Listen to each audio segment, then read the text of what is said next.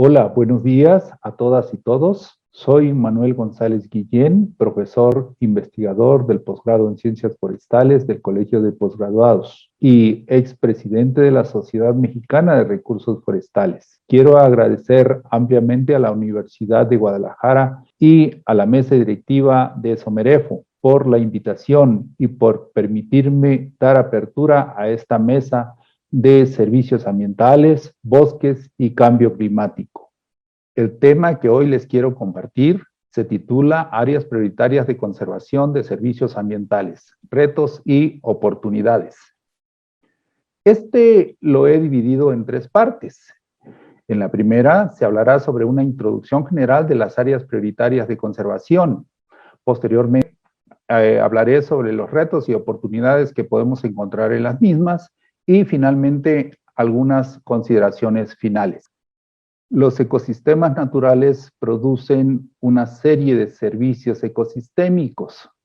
Estos han sido agrupados por el Grupo del Milenio en 4 grandes categorías. Así tenemos servicios de soporte, servicios de regulación, de provisión y culturales.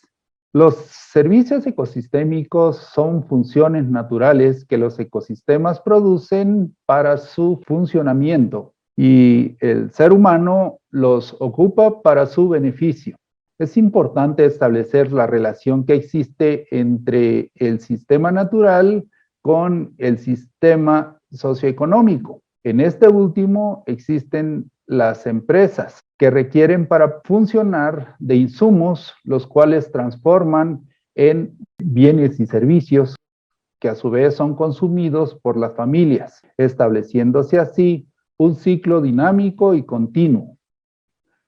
Aparte de los insumos que requiere este sistema, también existen otros servicios que obtiene del sistema natural, como sería la energía, el aire, el agua, los atractivos. Y como resultado de los procesos, existen una serie de residuos, contaminación del aire, del suelo, del agua, así como desechos sólidos, combustibles, los cuales son revertidos al sistema natural. El reto entonces consiste en cómo crecer y desarrollarse de manera sostenida sin alterar la salud de los ecosistemas para que estos sigan produciendo los servicios.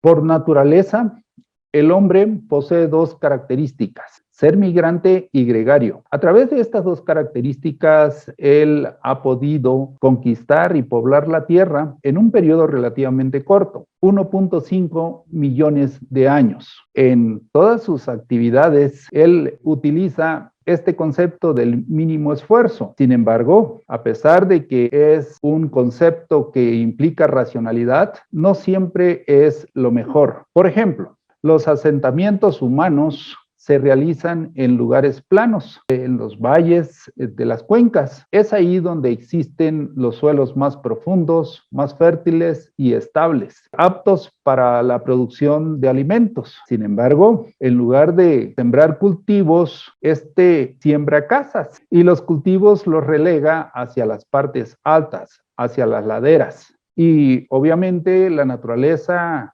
cobra la factura con inundaciones, con asolves, con contaminación. Por tanto, esta ley del mínimo no siempre se considera adecuada en la planificación del uso de la tierra. Por tanto, es importante considerar los nuevos crecimientos cómo deberían de realizarse. De manera horizontal, producen impactos y disminución en los hábitats, pero si crecemos también de manera vertical, ponemos vulnerables a las familias. El gobierno tiene la obligación de poder satisfacer los servicios públicos que la sociedad demanda. Para ello, para poder disminuir esa demanda, él incrementa la oferta. Tradicionalmente lo ha hecho a través de las áreas naturales protegidas y, por otro lado, incluyendo restricciones al proceso productivo. En la actualidad, el sistema de áreas naturales protegidas incluye a 182 áreas, las cuales cubren una superficie de 92 millones de hectáreas. Como estas superficies son muy grandes, se requiere mucho dinero para su mantenimiento Como no tenemos disponibilidad en esos recursos, una de las formas es concentrar todos los esfuerzos en crear espacios territoriales específicos donde se puedan concentrar y optimizar esos recursos. Esto se hace a través de la creación de áreas prioritarias de conservación. Es importante diferenciar un área prioritaria de un área apta y de un área potencial. Las áreas aptas son espacios territoriales donde contienen características naturales y ambientales adecuadas para la producción de un servicio, que puede ser la captura de carbono o la captura de agua, pero también para poder realizar algunas actividades como podría ser el ecoturismo o las plantaciones forestales comerciales. Si estas áreas aptas, además, se les incluye algunas restricciones socioeconómicas, estaríamos hablando de áreas potenciales. A su vez, si estas áreas potenciales contienen algún riesgo o son vulnerables, entonces hablamos de las áreas prioritarias. En concreto, las áreas prioritarias están contenidas dentro de las áreas potenciales y a su vez estas forman parte de las áreas aptas. Les pongo una definición de las áreas prioritarias, las cuales son espacios territoriales donde convergen componentes ambientales, biofísicos, socioeconómicos, culturales, específicos y óptimos para un objetivo en particular y cuya permanencia está en riesgo inminente por causas naturales, humanas o ambas. Su importancia, ya lo habíamos comentado, permite focalizar y optimizar los esfuerzos en la conservación. Una breve historia de las áreas prioritarias nos remonta al año de 1876, donde se crea una área de conservación que es el Desierto de los Leones. Posteriormente existe otra creada en 1898 que es una reserva que en ese entonces se le llamó el Mineral del Chico. Actualmente es el Parque Nacional El Chico Hidalgo. En 1938 hay una creación de parques nacionales en la época del general Lázaro Cárdenas. A partir de ahí se consideró a las áreas protegidas como principales estrategias para la conservación de los ecosistemas y su biodiversidad. No es que hasta el año de 1970, cuando se empieza a utilizar conocimiento técnico-científico y se introduce en la planificación de sistemas de conservación diversos criterios de selección. Esto en paralelo a la conferencia de Estocolmo realizada en 1972. En 1997 hubo esfuerzos de investigación en la identificación de áreas prioritarias, principalmente enfocadas a delimitar aquellas áreas con gran biodiversidad. En la primera década de este siglo, esos esfuerzos de identificación se canalizan más hacia los servicios ambientales. Hotspots de biodiversidad, las áreas de endemismo de aves, los sitios cero extinciones, son algunos ejemplos notables de áreas prioritarias de conservación a nivel mundial. Los objetivos en la creación de áreas prioritarias son múltiples y diversos. Así podemos identificar áreas susceptibles a los incendios forestales o donde se realizan cortas clandestinas o áreas que requieren de recuperación o restauración o áreas vulnerables al ataque de plagas y enfermedades o para la protección de sitios arqueológicos o históricos o donde se está realizando la caza furtiva o para la protección de cuerpos de agua o manantiales o para la protección de la biodiversidad. Algunos otros ejemplos incluyen conocer la dinámica de la pandemia. Por ejemplo, los colores del semáforo indican los niveles de prioridad de atención. También han servido para identificar aquellas áreas que poseen rezago social. Y así sucesivamente ustedes pueden observar que hay una diversidad de variantes. Asimismo, por ejemplo, el tema de esta mesa es conocer áreas vulnerables al cambio climático, entre de otras. En esta segunda parte expongo a ustedes los retos y oportunidades que existen en las áreas prioritarias de conservación. Estos retos y oportunidades los he tratado de agrupar en 4 grandes áreas. Una en identificar las áreas prioritarias, el análisis escalar que se puede hacer dentro de ellas, la valoración y optimización, así como la dinámica y análisis de política. En cada una de estas categorías voy a presentarles de manera general al menos una investigación que hemos realizado con un grupo de trabajo, profesores investigadores y por supuesto con el apoyo fundamental de nuestros estudiantes. Entonces, iniciamos con la identificación de áreas prioritarias de conservación. En el oriente del Estado de México, así como en otras partes del país, existe una creciente demanda de áreas forestales enfocadas a la realización de diversas actividades ecoturísticas. El estudio que acá les voy a presentar trata de identificar la aptitud de áreas con fines ecoturísticos en la Sierra Nevada de Texcoco, en una superficie de 96.500 hectáreas. El autor principal de esta investigación fue un estudiante doctoral. Lo primero que se hizo, aparte de reconocer cuáles son las actividades ecoturísticas que en el área de estudio se realizan, se seleccionaron 3 por su importancia. Una, que fue el campismo, 2, caminatas y 3, días de campo. Se utilizó la metodología de análisis multicriterio. Para ello, se diseñó, se construyó, validó y aplicó una encuesta específica para cada una de las actividades consideradas. Posteriormente, los datos colectados se ordenaron en base de datos y a través de matrices se pudo obtener mapas de variables. Estas variables, como tienen diferentes unidades, hubo la necesidad de estandarizarlas para que pudieran ser comparables entre de ellas. Posteriormente, con el apoyo de un grupo de expertos, se pudo generar mapas ponderados. Estos, a su vez, se pudieron agregar, conjuntar para poder obtener mapas de criterios, los cuales también fueron sometidos a este grupo de expertos para posteriormente obtener mapa de criterios ponderados y así obtener un mapa de aptitud preliminar. Este mapa de aptitud preliminar fue sometido a un filtro, a otro mapa de restricciones para poder obtener un mapa de aptitud ya reclasificado. Posteriormente, al reclasificar este mapa de aptitud en diferentes niveles de aptitud, se obtuvo un mapa de aptitud final. El resultado son mapas donde podemos ver espacialmente donde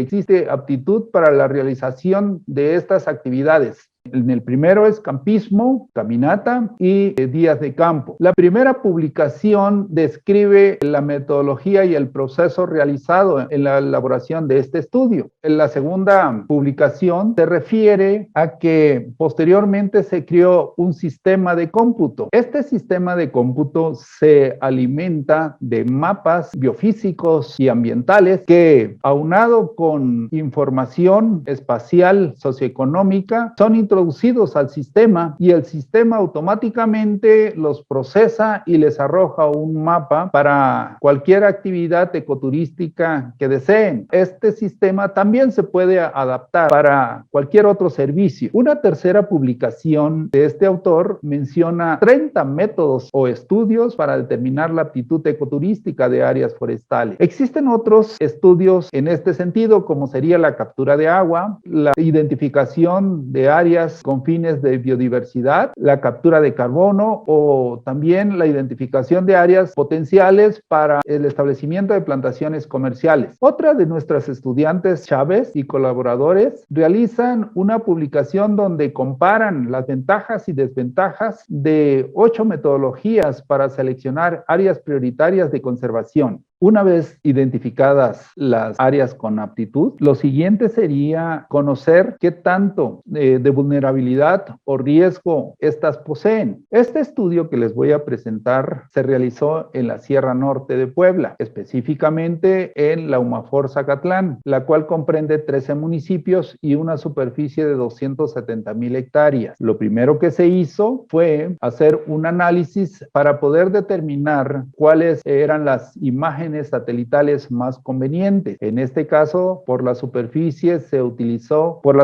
y por las características del estudio, se utilizó imágenes Landsat. Una vez que estas se procesaron, se pudo reconocer cuál es el uso para diferentes periodos. En este caso, el primer mapa representa el uso de la Tierra para 1986, el segundo para el 2010. A través de álgebra de mapas, se pudo obtener un tercer mapa que representa los cambios que han habido durante el periodo analizado. Esta detección de cambios se correlacionó con 17 variables. Cada una de estas variables son mapas y entonces estos mapas se analizaron bajo un modelo logístico multinomial. Al correr el modelo nuevamente al mapa, lo que te produce es la probabilidad de cambio de uso de cada una de las hectáreas. Posteriormente, con información sociodemográfica, se determina cuántos nuevos habitantes van a haber en el futuro, en este caso 20 años más adelante. Lo que se procede a hacer es poblar esas hectáreas que tienen mayor probabilidad de cambio con esos nuevos habitantes. El resultado es este mapa que muestra el riesgo de deforestación del 2010 al 2030, identificados por diferentes niveles: alto, medio, bajo y nulo. Bien, una vez que nosotros tenemos, por un lado, mapas donde encontramos la aptitud para una misma zona, este estudio incluyó la captura de agua, más el mapa de riesgo, y a través de métodos de optimización podemos estar en condiciones de seleccionar áreas prioritarias. La segunda categoría de retos y oportunidades la enfoqué hacia el análisis escalar. En este caso, les explico lo que se hizo con un análisis espacial. Esta investigación fue una investigación a nivel maestría realizada por Cruz Huerta. Ella construyó dos tipos de modelos a diferentes escalas. Una a nivel regional, la cual incluye los municipios de Chignahuapan y Zacatlán de manera conjunta, mientras que los otros modelos fueron realizados uno individualmente para cada municipio. Al hacer la comparación de las probabilidades de cambios, podemos observar que el modelo regional en color rojo predice 2.300 hectáreas menos que aquellos modelos construidos a nivel de municipio. Es importante entonces aquí preguntarnos cuál es la escala espacial más adecuada cuando trabajamos con áreas prioritarias de conservación. El siguiente ejemplo está relacionado con el análisis temporal. Aquí les presento una sucesión de imágenes que muestran el desarrollo presentado en Las Vegas desde 1900, que podíamos observar en esta figura, y qué es lo que ha pasado 120 años después, casi en la misma toma. Ustedes observan los cambios que ha habido. Sin embargo, aquí lo importante es el cómo podemos manejar el tiempo longitudinalmente. Para ello, les muestro otro trabajo que fue realizado en el desierto de Mojave de California, en las tierras privadas. Ahí lo que se modeló fue el desarrollo y se utilizó el mismo modelo, nada más que lo único que varió es cómo se trató al tiempo. El color rojo significa una proyección acumulada de un periodo a otro, mientras que el color claro se corrió el modelo año con año, de manera anualizada, durante el mismo periodo. Vean ustedes, las diferencias son notables. De acá también surge la pregunta: ¿cuál es la escala temporal más adecuada para poder analizar áreas prioritarias? Bien, en este otro ejemplo que les pongo, no tenemos un ejemplo práctico de momento, pero es una oportunidad, un área de oportunidad para poder incursionar en qué pasaría, ¿verdad?, cuando nosotros hacemos estudios de algún proceso donde queremos conocer el comportamiento, la percepción o las opiniones de las personas a diferentes escalas. Una persona a nivel individual, la opinión de ellas es diferente cuando está con su familia, y esta familia cuando está dentro de un grupo social o cuando se trata de una comunidad. Por tanto, el definir cuál es la unidad básica de análisis desde el punto de vista humano es muy importante de considerar en los procesos de recursos naturales, específicamente en las áreas prioritarias. Obviamente a nivel individual, pues los costos se elevan grandemente. La tercera categoría de retos y oportunidades se refiere a la valoración y optimización de áreas prioritarias. Hoy por hoy, la madera sigue siendo uno de los bienes más valiosos tenidos del bosque. Sin embargo, día con día la sociedad demanda los servicios asociados, como es la captura de carbono, la captura de agua, la biodiversidad, ecoturismo, restauración. Entonces, de aquí se desprende un área de oportunidad bastante grande, el cómo poder combinar un bien con diferentes tipos de servicios y al irlos agregando, cómo es que se va a modificar el valor esperado del suelo o la renta forestal, ¿sí?, a través del tiempo. ¿Cuál es el turno óptimo? Estos autores que ustedes observan aquí abajo han incursionado en realizar la optimización de cosecha combinando madera obtenida de plantaciones con captura de carbono, o también se han hecho estudios en bosques naturales combinando con captura de carbono. Actualmente se está trabajando con agua combinado con madera, con biodiversidad combinado con madera, y posteriormente estaríamos trabajando con ecoturismo también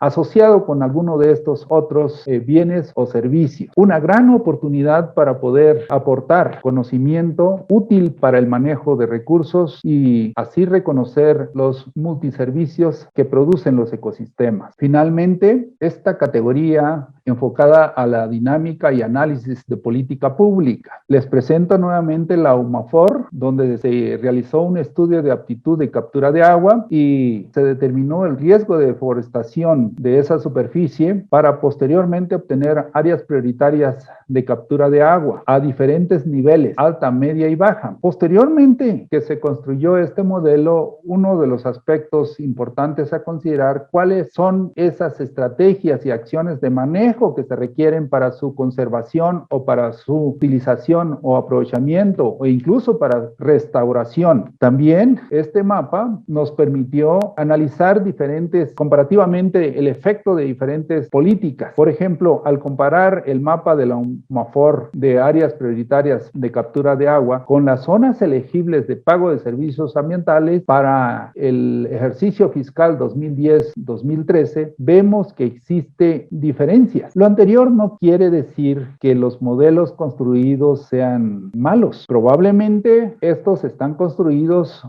con diferentes indicadores, por un lado, y por otro es que han sido construidos a una escala más grande y cuando se aplican a una escala menor, pues obviamente hay divergencias. Entonces, para poder resolver la pregunta que hemos venido haciendo de cuál es la escala más apropiada en el análisis de áreas prioritarias, podemos decir lo siguiente: si nosotros construimos un modelo a nivel región y lo queremos aplicar a nivel municipio, pues vamos a tener errores. Y lo contrario, si vamos a nivel municipio quererlo aplicar a nivel región, también tenemos problemas. También los tenemos cuando queremos aplicar o inferir información de modelos hechos a nivel de municipio y aplicarlos a otro municipio, por muy vecino que éste esté. Por tanto, existen errores al hacer este tipo de planteamientos. Aquí les menciono alguno de ellos. Entonces, en conclusión, para poder realizar la toma de decisiones se requiere múltiples escalas y obviamente hay que aplicar un modelo a la escala de interés.